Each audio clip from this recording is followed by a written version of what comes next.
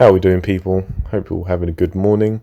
This is just a quick video, my take on the announcement that was made by BT Sport and Queensbury Promotions yesterday. So, yesterday, about 24 hours ago, it was announced the latest show that will be happening on the 10th of July, featuring Anthony, Yarde, and Lyndon. But, they will not be fighting each other. They will be fighting different opponents, and someone at the BT Sports or Queensbury Promotion design department has tried to pull a fast one, because many people have been caught out by the poster for this card, because it does make it look as if they'll be having their rematch, but then of course you look closer and you see that they have different opponents. So yeah, I think someone's tried to be a bit sneaky there and maybe try to catch the eye of the boxing public. When we dig a little bit deeper, this card, I have to be honest, is dire. It looks bad. Will we still tune in and watch Arthur's fight and Yarde's fight? Yeah, most likely. Of course, these guys are very talented, very entertaining, especially Yarde. And we, of course, want to see them continue on their collision course to a rematch. Just to break down the opponents of each man, Lyndon will be facing David Ferracci, who's 15-0 and the Italian light heavyweight champion. Whereas Anthony Yarde will be fighting Amin Atra, who was scheduled to fight a few weeks ago, but had to pull out because of an abscess or ulcer, some kind of dental issue. Yeah, Atra is 17-0 and doesn't actually have a ranking on BoxRec, so I've seen him fight though. I think there's one or two fights available on the internet, and he looks bad. Like, he looks like a complete pie. No disrespect, but just describing what I see, he doesn't look good.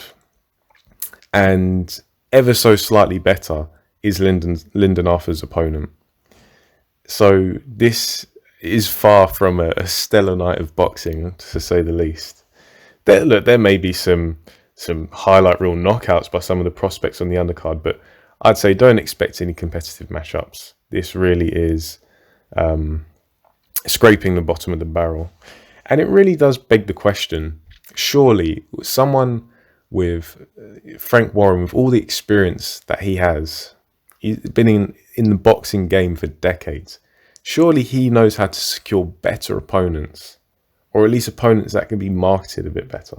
Because yeah, Ferracci and Atra, they both have winning records, 15-0 and 17-0 respectively. But I mean, nobody's really caught out by this, because as soon as you go onto BoxRec, you see, oh wow, these guys aren't that good. And the fact that I think they only have a handful of fights each on the internet kind of speaks for itself. So yeah, I don't expect much from this card. I don't think anyone really expects much from this card. And I was talking to Henry from Boxing on the Edge. Shout out to him. And he said, how does this card even break even? And on it, that is a serious question to ask. So many of Frank Warren's cards, you have to ask the question, how does this even break even? Because I understand he's probably not paying the fighter that much. But no, who's going to buy tickets for this? If there's even a crowd permitted. This card will be taking place at the Royal Albert Hall, which isn't a particularly big venue anyway. And of course, for obvious reasons, it's not going to be at capacity. I strongly doubt it. And it's just crazy. It's absurd, the quality of this. And no wonder Frank Warren's always pissing money up the walls, because he puts on crap like this. But at the end of the day, it's his company. He can do what the hell he wants with it.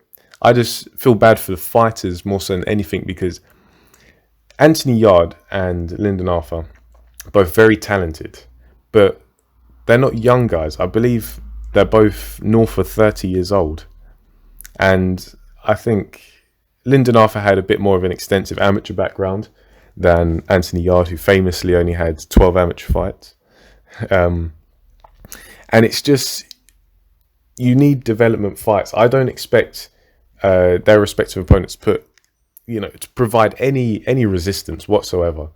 And so it just begs the question, it's how did Frank Warren go from, say, guiding someone like a Billy Joe Saunders and taking him straight from the amateurs and building him, yeah, slowly but steadily and effectively, clearly, because, yeah, Billy Joe Saunders has lost to Canelo, but there's no shame in that.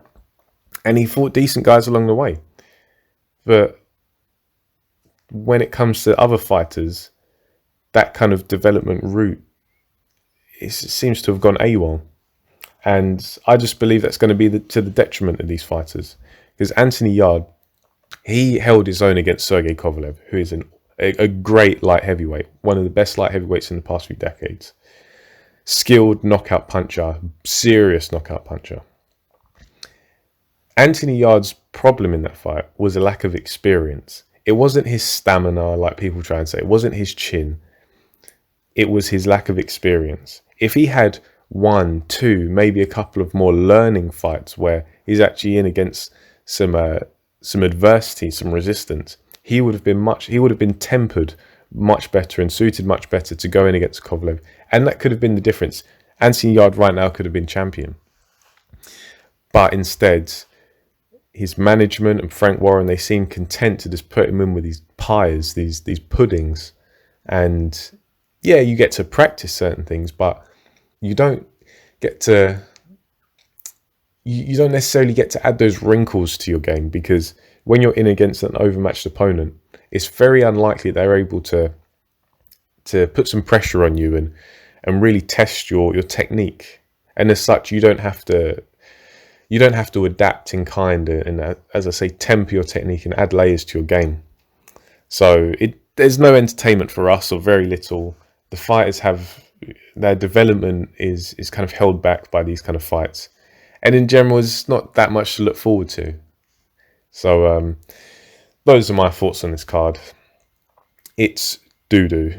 I'll say that. Let me know what you think in the comment sections below. If you agree with my take on this and my assessment, give me a thumbs up. If you're an avid Frank Warren supporter, you'll probably give this a thumbs down. That's all good. And if you like the content, why not subscribe? But yeah, that's all from me for this one, and catch you guys in the next one. Thanks.